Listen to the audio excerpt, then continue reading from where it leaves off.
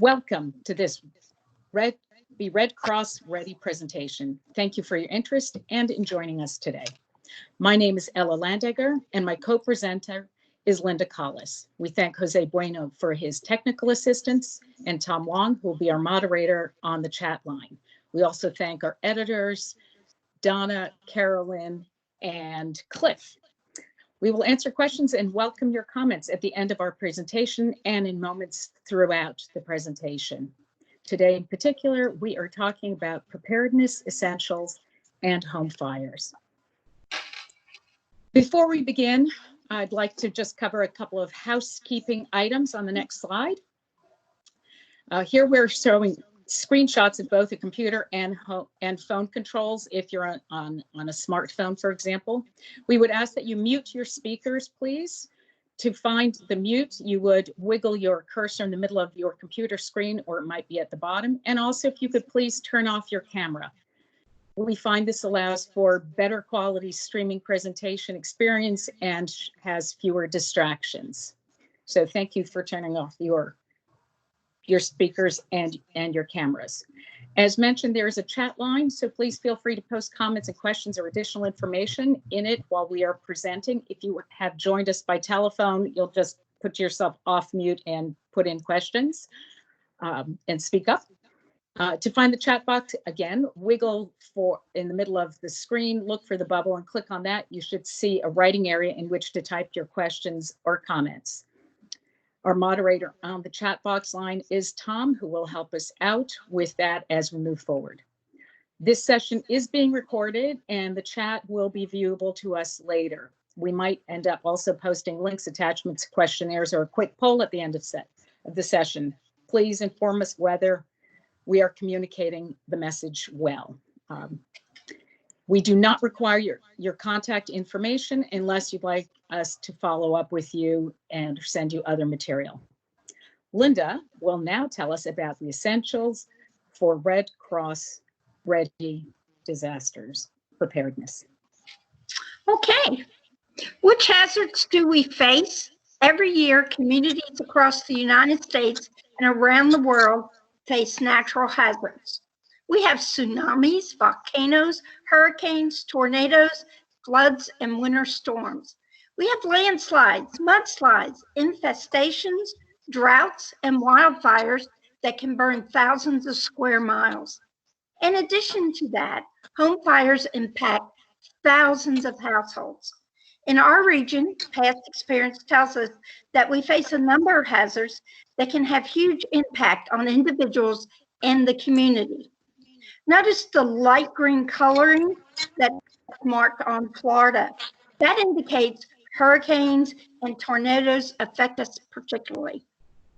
Next slide. So odds are that disaster will strike. The fact is that disasters happen. They happen often. They happen with little or no warning. They happen anywhere and at any time. In our area, we've tried to prepare for home fires, hurricanes, and flooding, thunderstorms, tornadoes. Fortunately, we do not have volcanoes in our area. We usually don't have to worry about the winter ice storms either.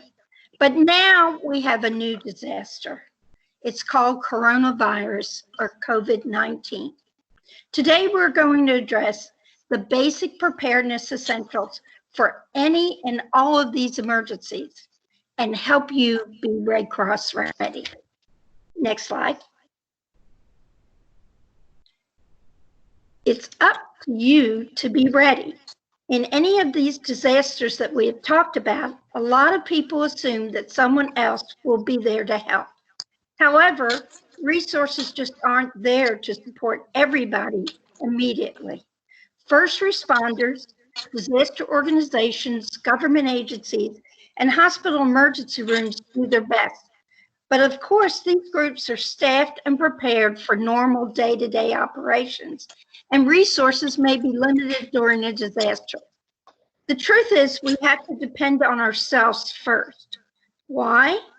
Because roads may be impassable, utilities may be unavailable, hospitals and first responders could be overwhelmed. And banks, grocery stores, gas stations, pharmacies, schools, and workplaces may be closed for days. You may also need to help others, such as members of your household, your neighbors, and those who have functional or access needs. Do not count on receiving help right away. Next slide. You can prepare. All of us can and should be prepared to help ourselves and our households. Will preparation be perfect? No. Will preparation make things quick, easy, or painless? Not always, but planning and preparation will help you to be safe and recover quickly. What does it mean to be prepared? You can mark in the chat line your ideas of preparedness. When we are prepared, we can take protective actions to be safe.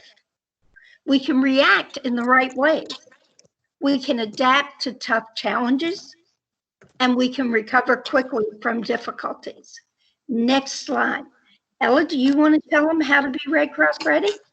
Absolutely. Tom, do we have anyone who put any answers in the chat line? Because what we are going to talk about now is to be Red Cross ready. We would like you to do 3 things. Get a kit. Your kit should contain the supplies you will need at home or can easily carry with you if you have to evacuate. It can be a backpack, a box, a suitcase. You can also add a copy of your essential documents and additional lists of what you would put in at the last minute into your kit. We want you to make a plan. You should identify the steps you will take to respond to specific disasters. For each disaster, decide who in your household will do what, where you will go, and how you will communicate with each other. And finally, be informed. It is important that you are informed. Learn about how you will get information if a disaster occurs and what resources are available to you in your community. This will allow you to respond quickly and appropriately to help yourself, your household, and your community. Now let's look at each of these in more detail. Next slide, Linda. Okay. So first thing we're going to talk about is get a kit. In a disaster strikes in your community, you might not have access to food, water, electricity, a medical facility, or even a drugstore. Preparing a disaster kit for your household is an important step to keep everyone safe and healthy during a disaster. To build your kit, think about what you would use on a daily basis and what you might do if those resources were limited or not available. Let's start with the basics. Food, water, clean air, and any life-sustaining items members of your household need to maintain health, safety, and independence. Non-perishable, easy-to-prepare food items, a manual can opener, and water are essential. We need at least 1 gallon of water per day per person. Best to set up for 3 days, but even better to be prepared for 2 weeks. Remember, you may be without electricity and you may only have the amount of water that you have stored. Consider assembling 2 kits of supplies. In 1 kit, put everything you would need to stay at home for at least 3 days. And if you're able to gather enough supplies in this kit to last for 2 weeks, that's great. The other kit, often called the go bag, should be lightweight, smaller version that you can take with you that will last for 3 days. I make a personal recommendation when you're preparing. You're not going to pack a suitcase and leave it in your closet in case you might evacuate. But when you're sitting around thinking, I want you to make a list of items that you would want to take or need if you have to evacuate, and put that in your suitcase.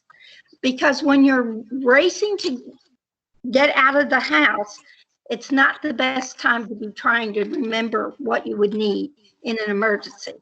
Next slide.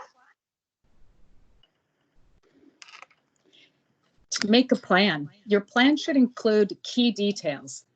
Identify 2 ways to evacuate from every room in your home, your neighborhood, and your town, depending on how big the disaster is. Plan what to do in case you are separated during a disaster. Choose 2 places to meet.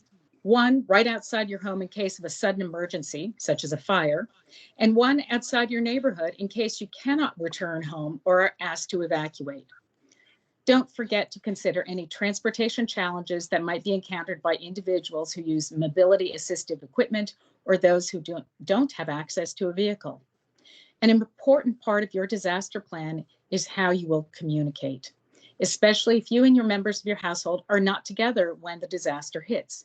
Make sure each member of your household has contact details for everyone and that they keep that information with them at all times, preferably in their wallet or in their purse, on a hard copy on paper, not just on their phone. Determine now, ahead of time, what important records you will need and where they should be stored, such as a safety deposit box or a fireproof box. Remember, it's a great idea to have copies in your kit. If you are without power for an extended period of time or have to evacuate, it will be important to have a place to stay. It's a good idea to find a place close if you have to leave because of something like a home fire, and someplace further away in case the entire community or region is impacted by something like a hurricane, flood, or huge tornado. And if the authorities encourage you to shelter in place or stay in your home, ensure that all household members are aware of any actions they must take and where in the home they should go. Once you have your plans developed, practice, practice, and practice some more. Review plans with everyone in your household. If anyone has a personal support network or requires assistance, be sure to review the plan with them as well. Practice with everyone, members of your household, your personal support network, caregivers, and anyone else you may rely on in an emergency or disaster. Next slide. We want you to be informed. We talked a little about being informed when we talked about how important it is to know what hazards you should prepare for. But there is more to it. It's an ongoing process. Here are some of the things that you should do. Know how your community warns of a coming disaster. Some communities have outdoor sirens. Others depend on media and smartphones to alert residents of severe weather or dangerous events. Use an NOAA weather radio or listen to a local station on a battery-powered radio or a battery-powered television for updated information. This allows you to access to important information even if the power is out. You may also want to consider having a list of the local stations in your disaster kit. You need to understand the difference between a watch and a warning and how to respond to each. A watch means there is a potential for a specific type of weather event or hazard. Be alert, pull out your kit, complete preparations, monitor weather and local emergency broadcasts, and be ready to take immediate action if conditions worsen. A warning means that a specific type of severe weather or hazard is imminent or already occurring. You should take immediate action to protect yourself when a warning is issued. Learn about an area before you travel there. Know what disaster risks they face and how to protect yourself. For instance, when visiting an area known for earthquakes, know what to do if shaking starts. Next slide. Ella, can you tell them about how they can get tools? Absolutely. We've talked a lot about the importance of information today, and I want to make sure you don't forget about the tools that are available to help you, your loved ones, and spread the word with your community, because we want everyone to be prepared for disaster. We suggest you use contact cards to make sure everyone knows how to reach others. And then, just like with your plan, practice using the Safe and Well website. Once you are registered on the Red Cross Safe and Well website, you have the option of updating your Facebook and Twitter feeds. This app is also available in Spanish. Also, download for free the Red Cross emergency and first aid apps to your mobile devices. And also download Monster Guard and have your children play the game. I think they will quite enjoy it and be learning something terrific at the same time. All of these apps, and there are many more in both the iTunes store as well as in Google Play, these provide you with vital information in the event of a disaster. They're free and available. Please, you can't count on technology alone. Phones break and lose their charge, cell coverage goes out, and phone lines can become overwhelmed. So do think ahead of time how you will communicate if these things are unavailable, but prepare for them now, please. Are there any questions on the chat line? Anyone have any questions they would like to pose right now? Yeah, so far no one has posted, so. Okay, we'll continue on then. We hope you will be prepared for the types of disasters that threaten our area. Start that kit now so that you are ready when disasters hit. Please be sure to create and practice your disaster plan, build your kits, and be informed about your community. Unfortunately, the most common disaster that the Red Cross responds to every day, and not only that, but every 8 minutes on average, is home fires. On the next slide, we're going to talk about, begin our conversation about home fires. So what happens during one of these most common emergencies? The photographs that you are looking at are photographs of my home in 1992, the day after I lost my home due to an electrical fire.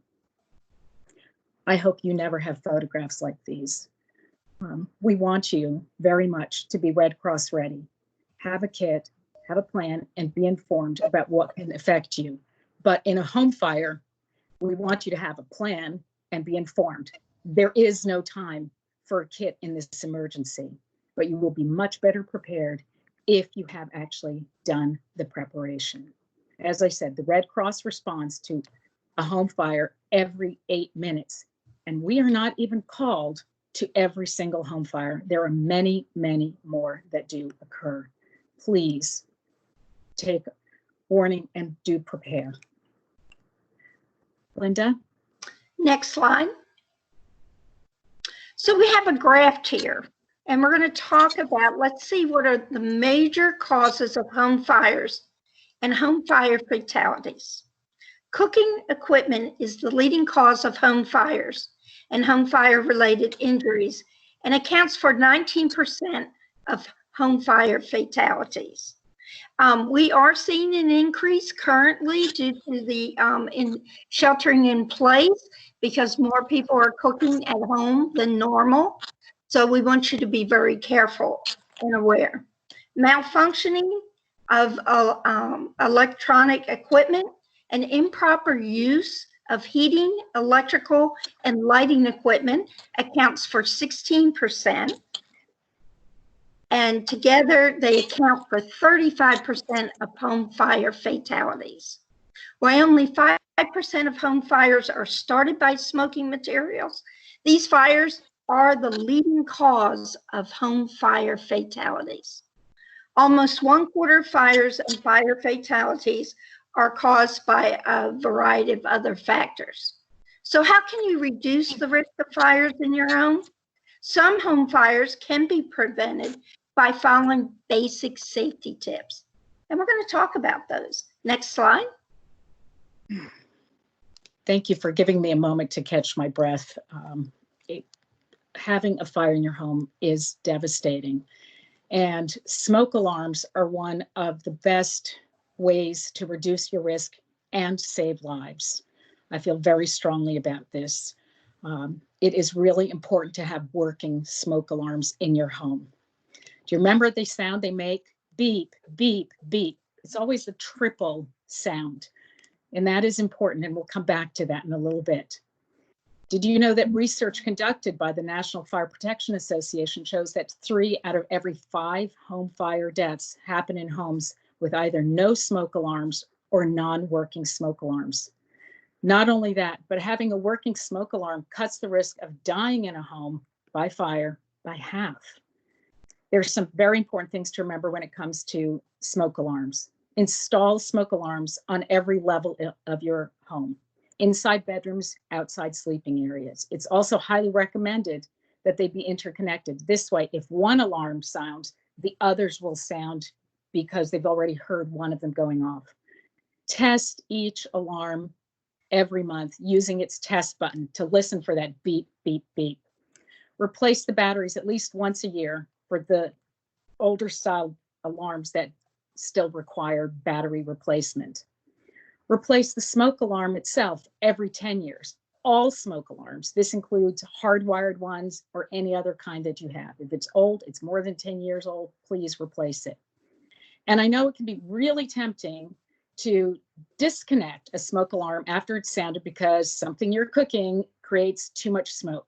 But never, ever, ever disable a smoke alarm, even temporarily. Use the silence or hush feature if you're getting a nuisance alarm.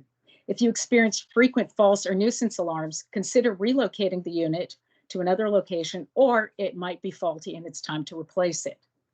If there is smoke, remember that smoke goes up, it rises. So stay below the smoke. So there's smoke, stay low and go below the smoke.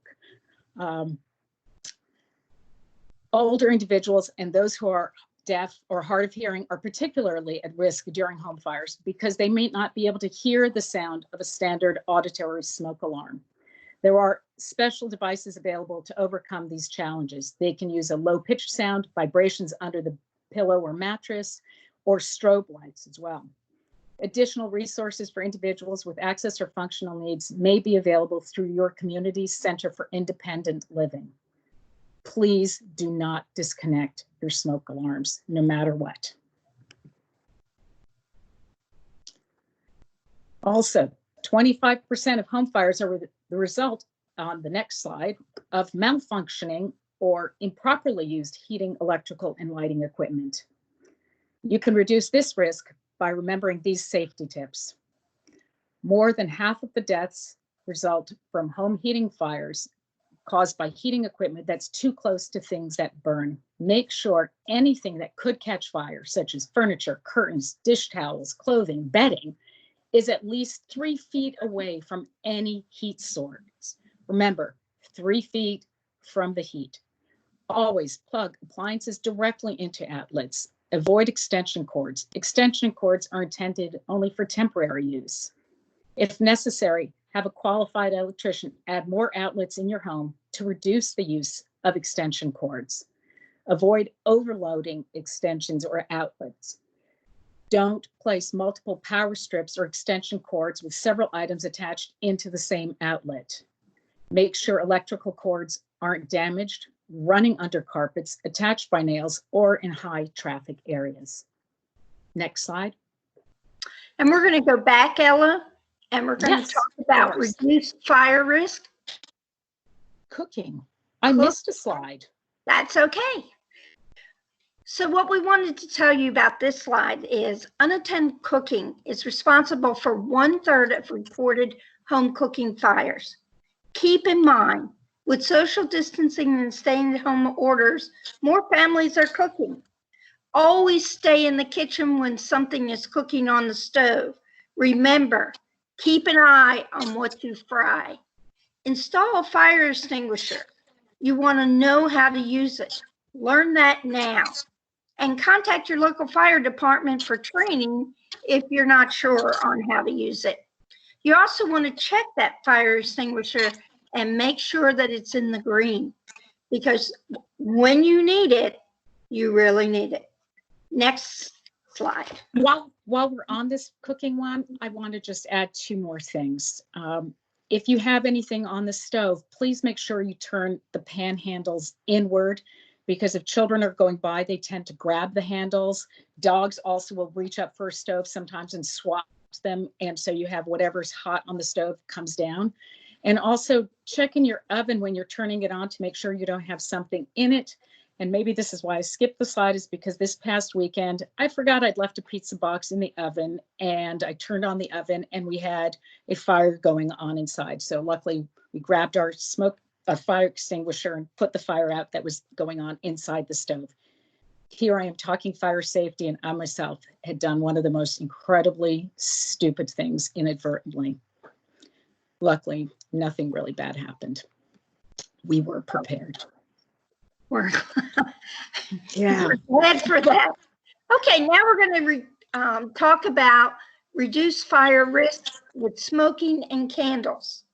Failing to properly extinguish smoking materials, and that includes cigarettes, pipes, and cigars, is the leading cause of residential fire deaths in the United States. If you or anyone in your home is a smoker, including guests, remember to, 1, it's best to smoke outside. 2, if you do not smoke indoors, if you do smoke indoors, never smoke in bed or when drowsy, or if anyone is using an oxygen tank. You want to use deep, sturdy ashtrays and always properly put out the butts. A good idea is to douse them with water before disposing of them is the best. Keep matches and lighters out of children's reach, preferably in a locked cabinet or container where they're also out of sight. If you vape, never leave it charging overnight or unattended, and always use the charger that it came with. You want to replace batteries that are wet or damaged. And let's talk about candles. You never leave a burning candle unattended. Never burn a candle on or near anything that might catch fire. And you want to keep candles out of the reach of children and pets. Many a home fire has been started by a child picking up a hot candle and dropping it. Next slide. Ellie, you want to talk about the escape routes? Sure. So we've talked about some of the things to avoid. So now here's part of your plan. We want you to plan an escape route. Each room should have 2 exits, usually a door and a window. Make sure that the doors and windows open easily and allow for a quick escape. If your home has security bars on the doors or windows, make sure that they have emergency release devices on the inside so they can be opened immediately in the case of an emergency. If you have a second or third story, consider escape ladders for second floor sleeping areas for homes that have the additional floors. We know that you can get them for about $33 online. It's also important to keep escape routes free of clutter and tripping hazards. As the diagram here shows, each room has a red arrow that would be the primary escape route. And then the secondary one is through the window. And notice there's then an arrow that is wrapping around back to the front of the house. And that's important on the next slide. Because knowing how to escape out of your house is only part 1 of the escape plan. A home fire is very confusing and may require members to use different escape routes. This is why you need one specific, safe meeting place where everyone will meet in the event of a home fire. Identify a location that is a safe distance from your home in a specific and fixed location. Make sure it is in front of your home so that you can easily meet firefighters and let them know that everyone is safe and accounted for. And then always remember to dial 911 from a safe place once you are outside of your home. Key rule here, get out, stay out, do not re-enter the home. You are not equipped to be in there. Let the professionals do their job. Get out, stay out, and then dial 911. On the next slide, we want to make sure that this plan works for everyone. It's vital that your escape plan has arrangements for infants, children, older adults, and individuals with access or functional needs who might need assistance to escape during a home fire. Make sure that someone in the household is assigned to each person who may require special assistance, and be sure to identify a backup person in case the primary is not home during the fire. In the example on the slide, as you can see, the family has a 2-year-old son who would need help to evacuate. So they've decided the mom is the primary person, and if she's not available, the dad will help if the mom is away. Remember, smoke alarms may not always wake up children in the event of a home fire, so you might want to be paying attention to that as well. Next slide.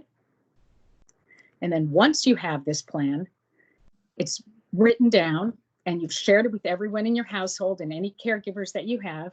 it should be practiced at least twice a year. You only have 2 minutes to escape, so time it. Do the beep, beep, beep of your smoke alarm, and then everyone should be at the meeting place in 2 minutes or less. If you have someone with access or functional needs, and they have a personal support network to assist during emergency, make sure you include them in your practice drills. Practicing, make sure the plan will actually work for everyone and as expected. If not, you can make the necessary adjustments and practice again. If you have the second story and you've got the ladders, try them out. Make sure everyone feels comfortable and knows how to use them. And the other recommendation is, because we do spend a lot of time in our homes and it is usually dark for 11 to 12 hours a day, practice your plan in the dark, not just in daylight, but practice it in the dark, because that is when many home fires happen, when no one is up and about and alert. Next slide. Okay, we're going to talk about, now you know what to do. Everyone in your household needs to know what to do when a smoke alarm sounds. If a fire starts in your home, you may have less than 2 minutes to escape quickly. We want to get out and stay out, leave everything behind, get out as quickly as you can, and never go back into a burning building. If smoke or fire blocks one of your ways out, use another way out. If you must go through smoke, get low and go under the smoke to escape. Everyone in your household should know the plan and know where to meet in that designated safe meeting place. And lastly, call 911 from a safe place outside your home. Next slide. There are a few more things that are important when you have to escape from a home fire, particularly or if you're in a room behind closed doors. First, you look for smoke coming through the cracks around the door. Before opening the door, feel the door with the back of your hand. If it's hot, leave the door closed and use your second way out. As a last resort, if you are unable to evacuate, you want to seal the door by placing a cloth around cracks or openings to keep the smoke out of the room. Block all the air vents if possible. And then call 911, tell them where you are, and signal for help at the window with a light-colored cloth. A white cloth in particular will attract attention. You can throw items out the window. That alerts the fireman that someone is in that room. You want to shine a flashlight, if you have it, out the window. Remember to practice this with everyone in your household. Next slide. We're going to talk about, oh, go ahead. Yeah, if your home has a second or third floor, as mine did, and it's best to have a second exit strategy using a ladder. And if you can't, and you're stuck in an upper room, do not hide in a closet or under furniture. That is not a good place to be. We want you near the window. Open it. And obviously, if it's too high, do not jump out. Start to yell and draw attention to yourself. As Linda mentioned, signal for help at the window. A white flag is an international signal. So waving a white t-shirt or a sheet that might be on a bed out the window will have people notice you. If you have a flashlight, shine that out the window too. You can also toss things from the window onto the ground, such as books, toys, or anything else that's laying around the room, and toss it out the window, because firefighters are trained to walk around a building, and if they see an unusual pile of things, they will look upwards, and you can be yelling, "Help, I'm up here, I'm stuck, I'm a kid." Call out the window. So call 911 if you have a phone with you still, and tell them where you are. That's also a great way to let them know where you are. Please remember to practice this with everyone in your family. Next slide.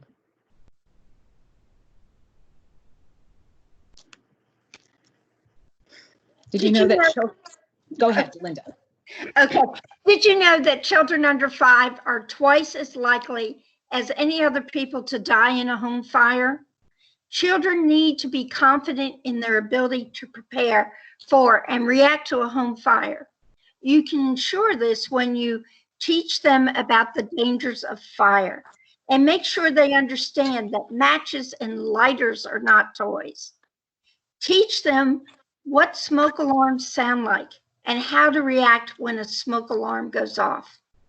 Make sure each child knows and practices at least 2 ways to escape from every room and how to meet at the designated safe meeting place. Emphasize the get out, stay out rule. Do not go back in for any reason. If you have escape ladders, make sure they are stored near windows and teach everyone how to use them. If you have bars on windows or doors, make sure they practice how to release them. Make sure everyone knows how to call 911 and they understand the call should be made from a safe place outside the home. Next slide. You've given a lot of information today, so we will review it. But first, do we have any questions online on the chat?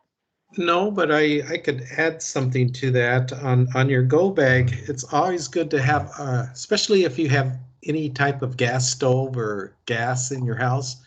It's always good to have a little wrench that fits on your gas line so you can turn it off and know how to turn it off. You know, go out there, look for it.